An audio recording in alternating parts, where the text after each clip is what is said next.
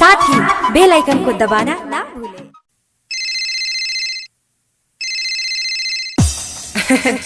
Hello जा का हो? अरे सुना ना, बोला हम कसहू बाहर से चली आइल बनी गाँव में। हाँ। हमारा कहीं स्कूलिया में रखले बड़ा सब। अच्छा। अरे बहुत हरियाद आवता का पगला में बड़ा का हो? मिल के हमरा से कोरोना धरइबा का? का रे पहले तो कहत रहले कि तहरा खातिर जान दे दे। अरे बड़ा कोरोना से डरा तारू तब का? ए सुना ना, एगो उपाय बताओ तनी। बताओ। रानी बाहर से कसहू आइल बानी रे, ई स्कूलिया में गाँव के घेराइल बानी रे। अच्छा तो हम का करी हो? रानी बाहर से कसहू आइल बानी रे, ई स्कूलिया में गाँव के घेराइल बानी रे। वादा कके नहीं पल में बदल जाई है। अरे ना हो, आधी रतिया के घर से निकल जाई है, सैनिटाइजर लगा के मिले चल जाई है।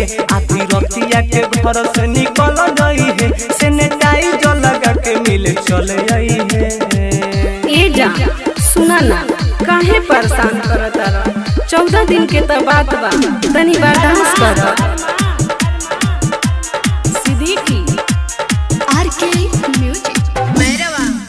बुरा भइल बाटे हाल मन करता ये माल, बानी बहुत बेचैन तोहर चुमे खातिर जा।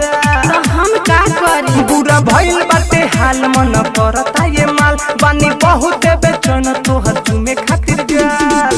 हमरा के जानी उदास करा, तनी बर्दाश्त करा। चेकअप कहरा के घरे आई हाय यारा, मन ना उदास करा। देह थकल बाटे तेलवा से मल जाई है। अरे ठंडा की नुरानी हो। आधी रतिया के घर से निकल जाई है, सैनिटाइजर लगा के मिले चल जाई है। आधी रतिया के घर से निकल जाई है, सैनिटाइजर लगा के मिले चल जाई है। अरे एक पल कहरा बिना बर्दाश्त नहीं खे हो। अरे दिल्ली से चल के आइल बनी पैदल। सुना ना कसहू, अरे हमारा खातिर तो ना कर सके।